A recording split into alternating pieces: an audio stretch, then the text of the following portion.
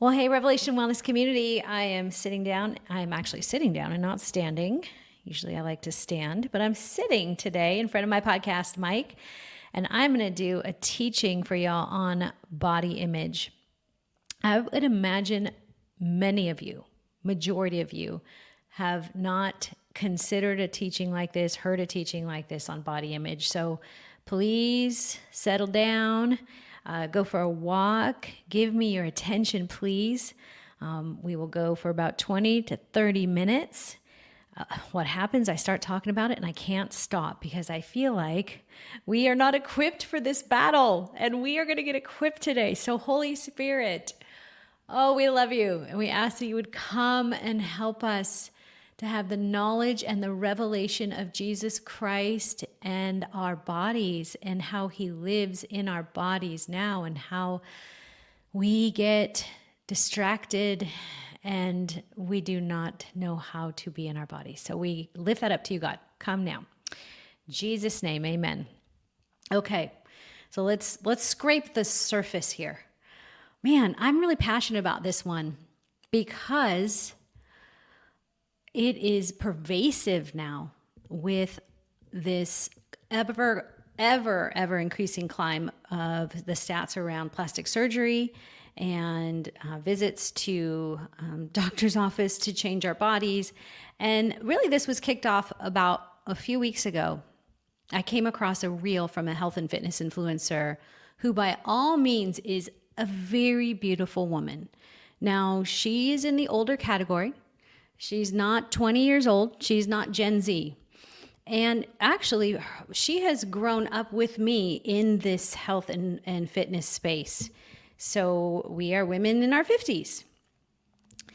And as she was sharing on her story, she was talking about how she is planning another procedure to change her face, to enhance her face, that she feels like her face is getting old and it's sagging and she doesn't want it to happen. And so she's being very forthright and forthcoming with what she plans to do. And she actually has always been, which I honor that about her. She's a very truth teller. But in telling her truth, I wonder how many women continue to feel the pressure, like, oh my gosh, there's something wrong with me. Because here's the things, guys. She is a beautiful woman, like beautiful. When she on camera was saying, I want to fix this, I want to fix this, I want to fix this, I just thought of all of us. And how often do you look in the mirror and think, I want to fix this, and I wish I could fix this? And you pull and you tug. And if you haven't watched my webinar on why do I hate my body, please go watch that. We'll put that in the show notes because I'm going to scrape a little bit on that today about why do we do that? Why do we do that?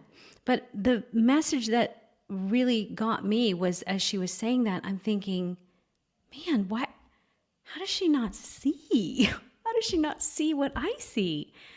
I don't see a woman who needs to tuck and lift and pull and snap. I honestly, and I'm not, this isn't like, how dare you, I'm judging. I honestly I don't see it. And again, she's got a very intensive health and beauty regimen and anti-aging practice that she does. And she's very open and shares it. And some of you have asked me, you're like, Alisa, I want to know about your skincare, which listen, I hold this all in tension. We're not here to judge anything. I think God is not against us having a haircut and getting our nails done and getting a facial and taking care of who you are as a body and what you have. And I'll talk to that today of how it's connected to how we feel, but we can take it too far. Like, at what point do we say, it's good, it's good? Because for someone like that, it will. If you look in the mirror and look to find flaws, you will find flaws. Can I get an amen? So as I was watching this, I just got curious as to why does that happen? Not why does it happen because we don't know the truth, we don't know our value. We've heard that angle before, and I'm going to talk about that a little bit too.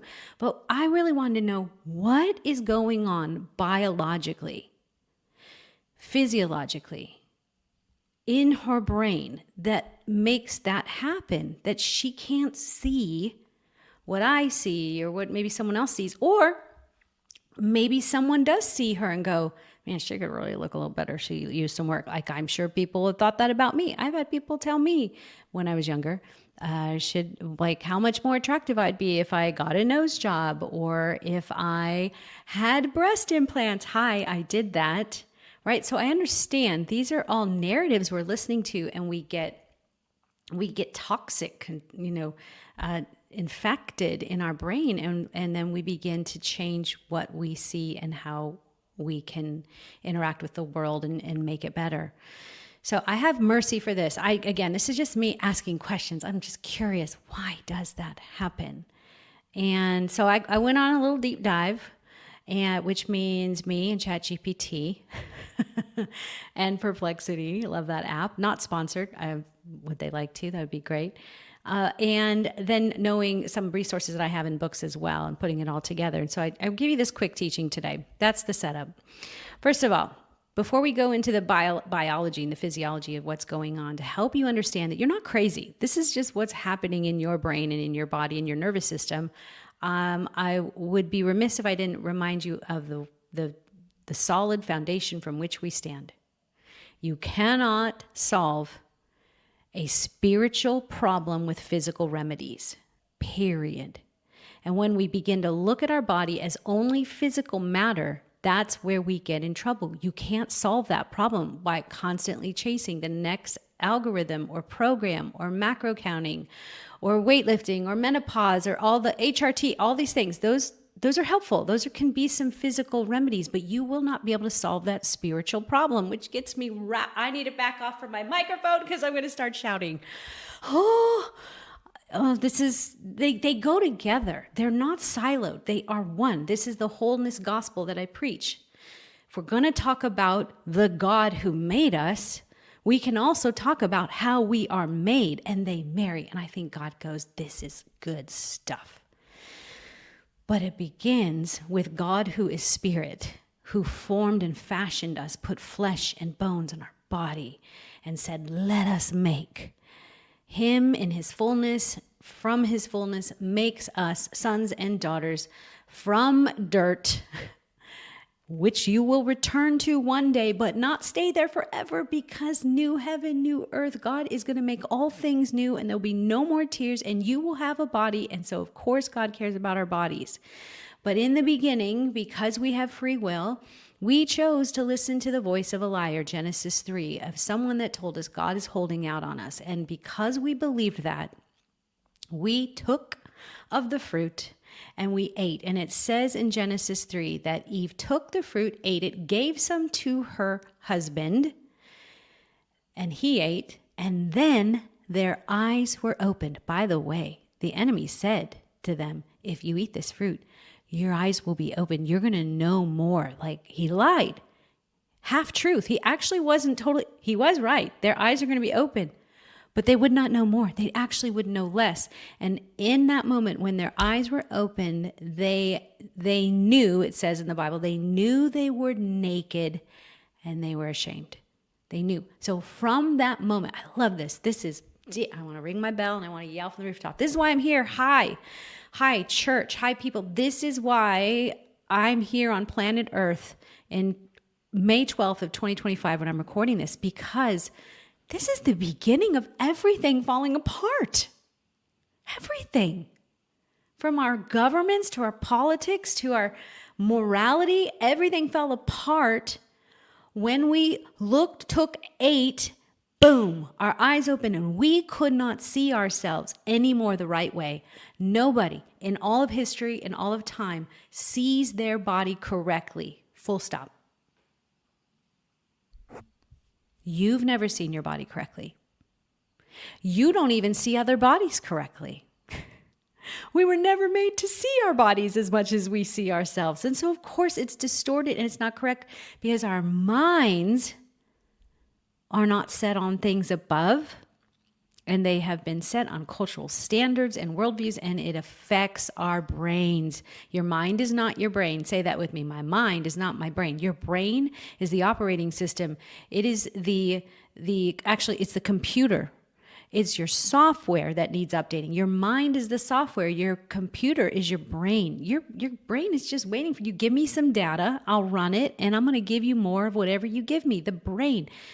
This is why we have to renew our minds, what we think about. Our minds are, do we believe in faith and that God is real and that I don't understand what's going on, but there's a God who knows, so I'm going to trust him, right?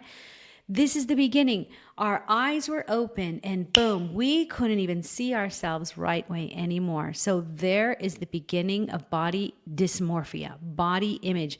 This is why as a church, we generally don't know what to do with the body. So we just kind of put it over in a little corner and maybe get around to it now and then and fast and talk about how we should eat less sugar, lose some weight. And it's 1/3 of who we are, body, soul, spirit. And there's a better story for our body. But we got to get over this body image thing. I think we're all walking around with wrong image of our body. And so we don't know what to do with it. So back to what I was saying.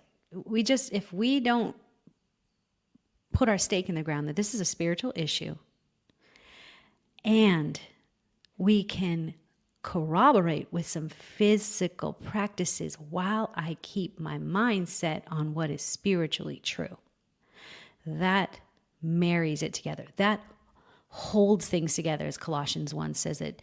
Christ is holding all things in him. All things hold together in him. The one who came in flesh and gave his body for our flesh, and now our bodies belong to him. All right.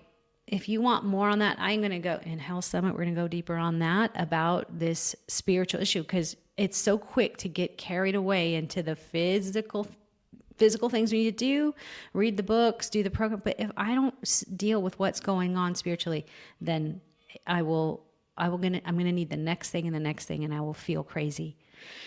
So I don't know if this woman, what her relationship with the Lord is. Probably, I hope there is one, and that's all I can say about that. All I'm here to say is what we know.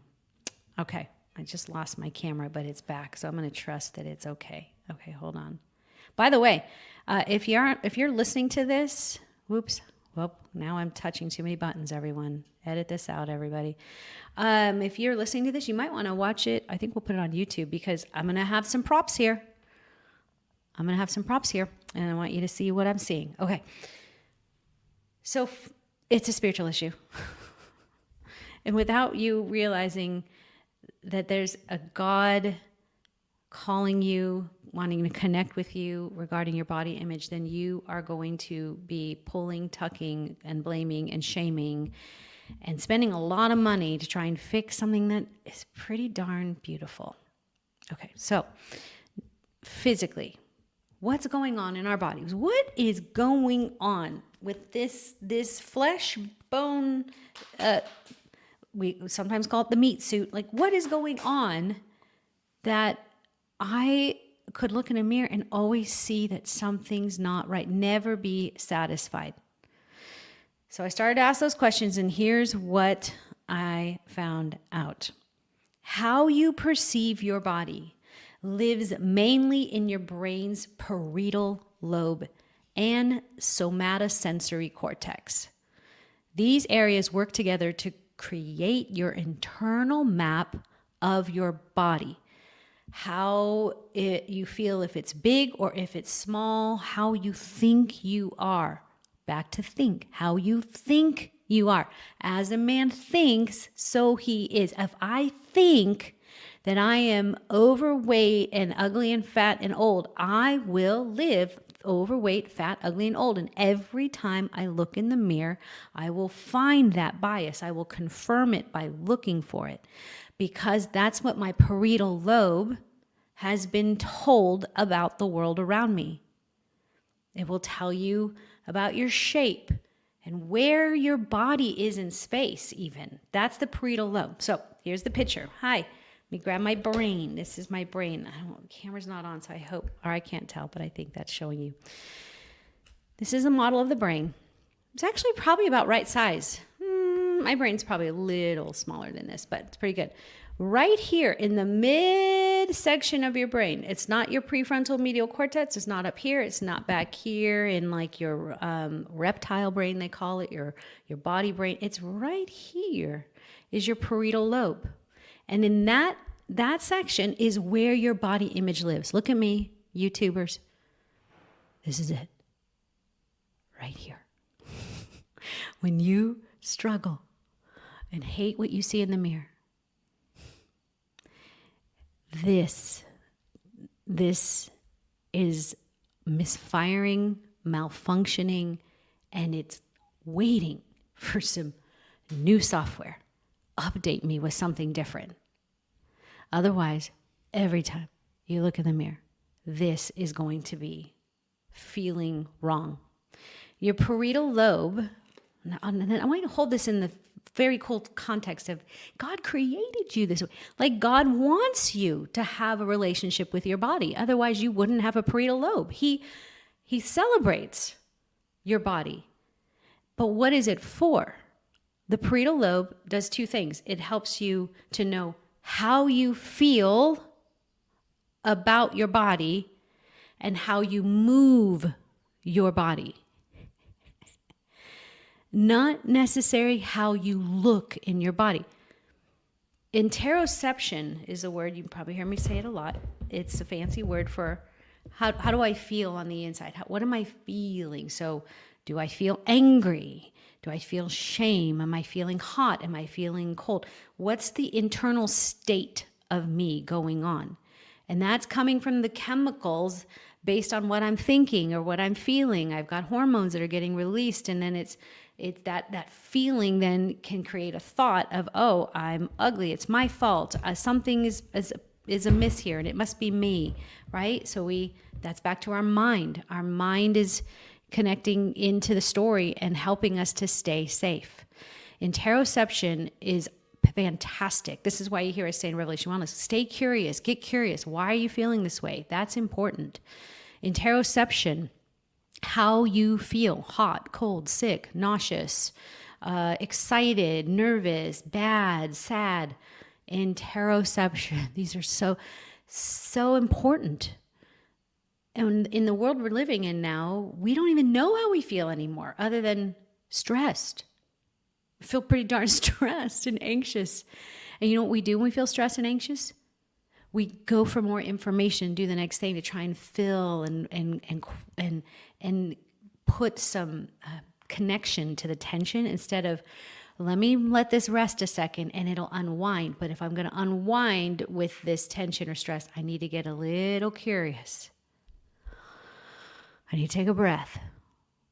This is where all the somatic exercises, breath, shaking, going for a walk, putting your phone down, lifting your head, stretching, opening your heart, interoception, and notice how it helps you shift your state. That's all happening in your parietal lobe.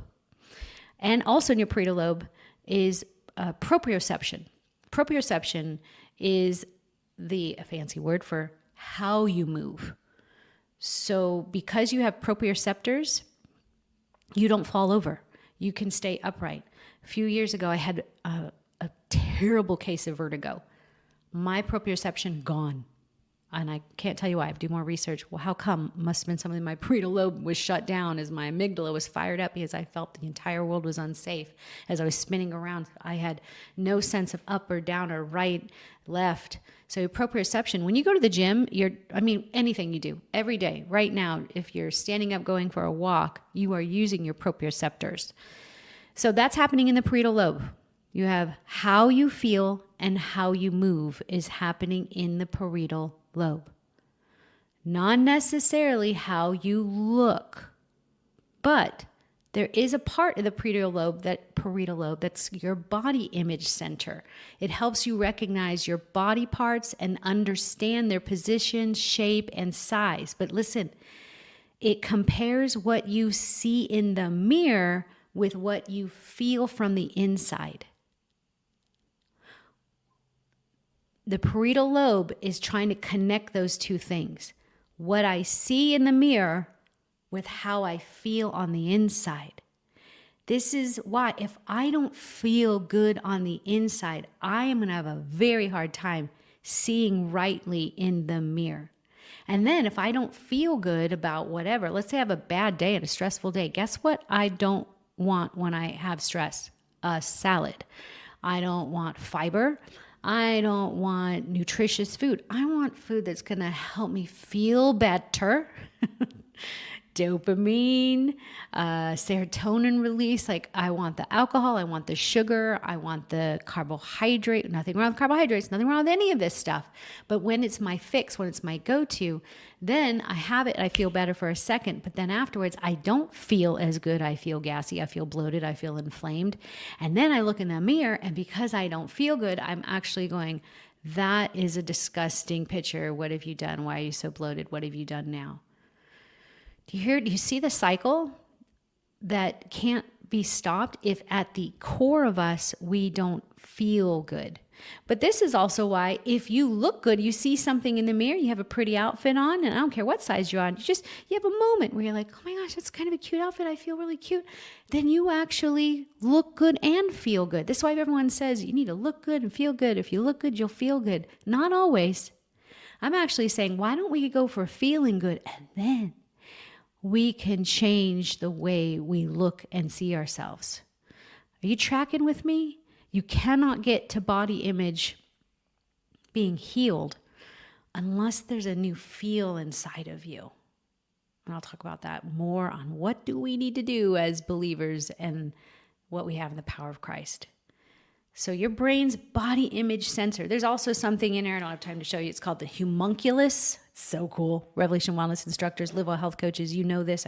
By the way, become a health coach.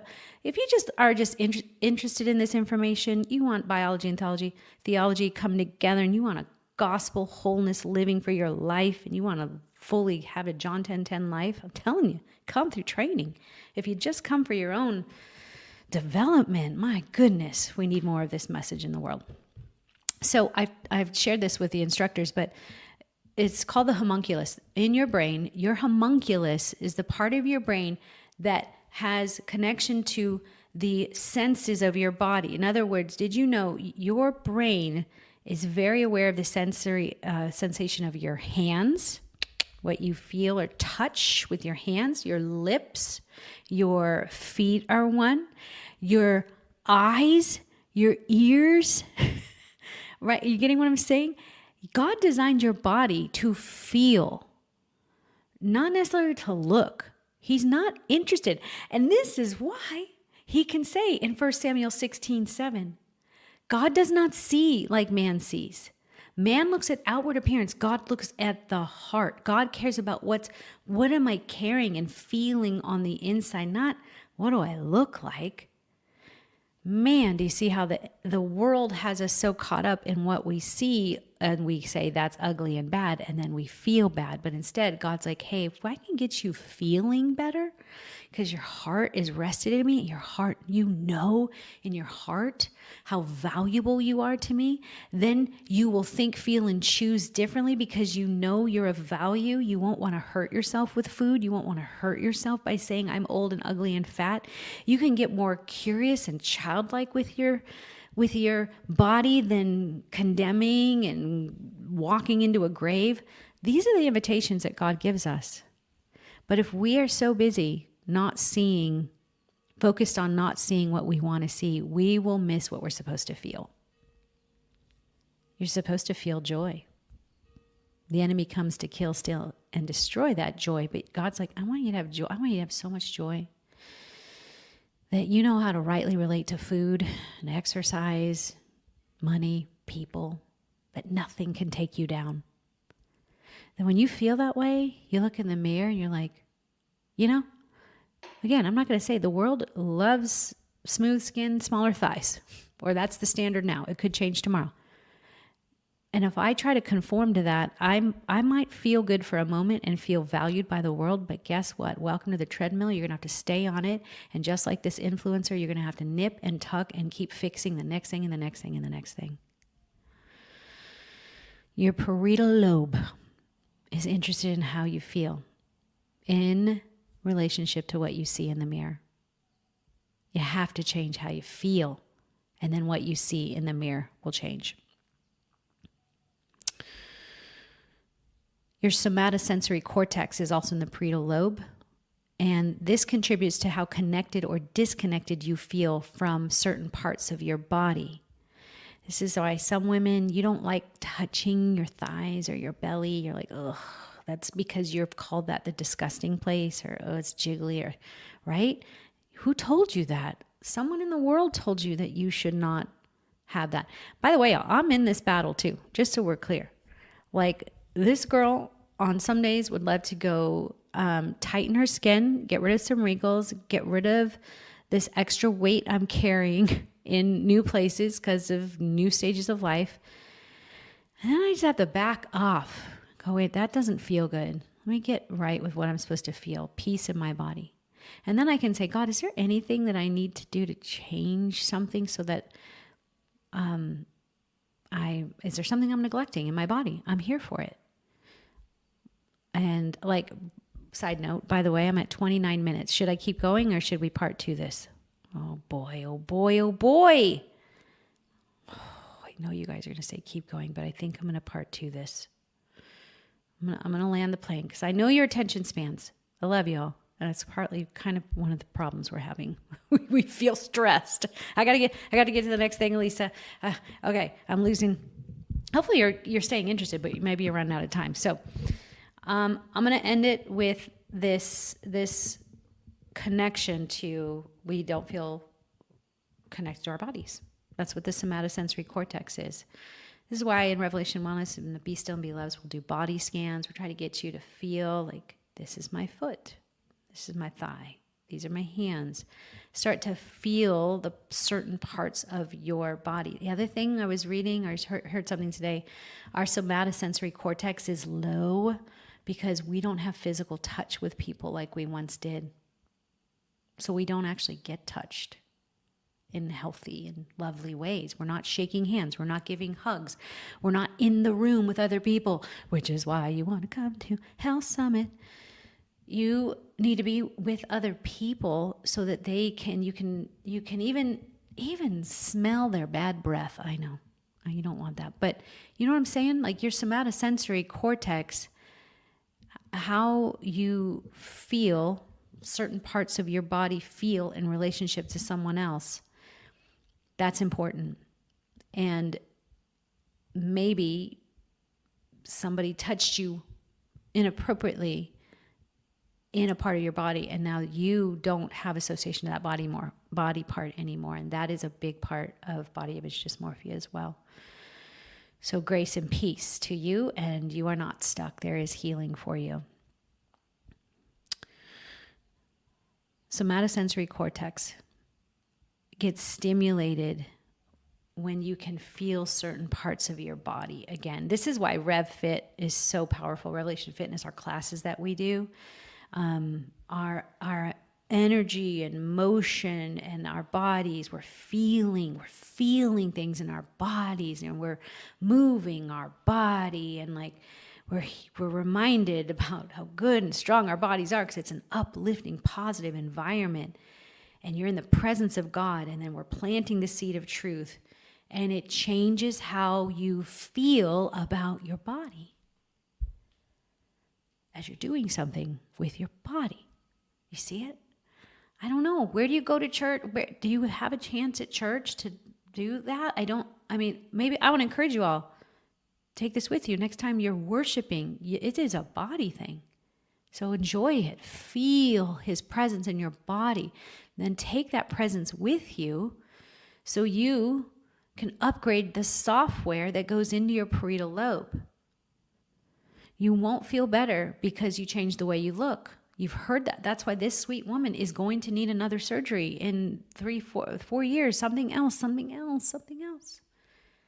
You will not feel better. This is why people who lost weight, who were once overweight, lose a lot of weight. They look in the mirror. They still see the overweight, weak, disgusting person that they wanted to get away from because they never felt whole in who they are in their heart, in their soul. And then from there, we can chip away at the body in a graceful way. This is what our Live Well health coaches learn to do. It's awesome. The best. I have a client today that I'm working with, and when I say client, often they're just real good friends that need a little bit of help. And so, because I know a lot of you ask, are you taking clients? Actually, stay tuned. Something's coming soon for all of you. I'll be able to be with all of you in a more intimate way soon, and it'll be online, so you can all come.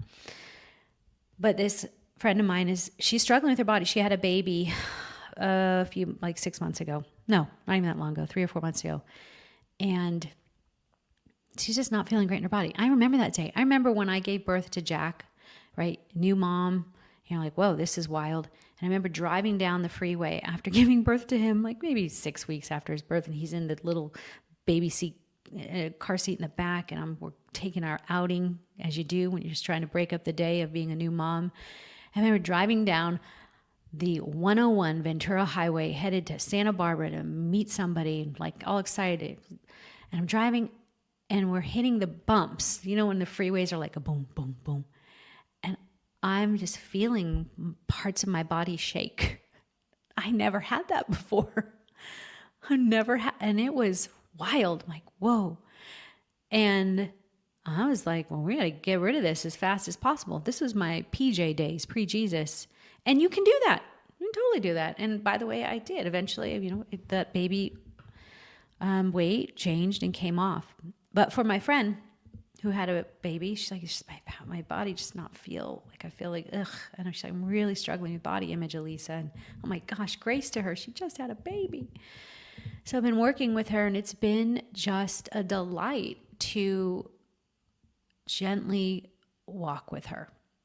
She has the answers for her life. She is the expert of her life and her body. And that is a place when you work with someone, you can go off of what they feel. Not based on just what they see. What do they feel? What do they feel it would be right in this season when you're pushing a little baby in a car, in a stroller, and all the things that she has to do. Like, what's right for your life right now? What's realistic for your life right now? And all of that in the love of God. It just is powerful and delightful. And she is seeing and experiencing change, feeling more clear, feeling better. And the weight is gently and slowly coming off like it should. And she has hope, and she has me in her corner going, we're going to stay on this for as long as it takes. And we're going to let you be the expert of your life and rewire your parietal lobe as things begin to change. All right, I'm going to wrap it up there. This is part 1. When we do part 2, I'm going to come back and say, here's what we need to know about what we can do. What can we do about this problem? And also, I'm going to expand a little bit more on the problem, because we have never lived in a time where this is more of a problem, and unique reasons why we need to talk about so that we know how to fight the battle. Okay, see you in part 2.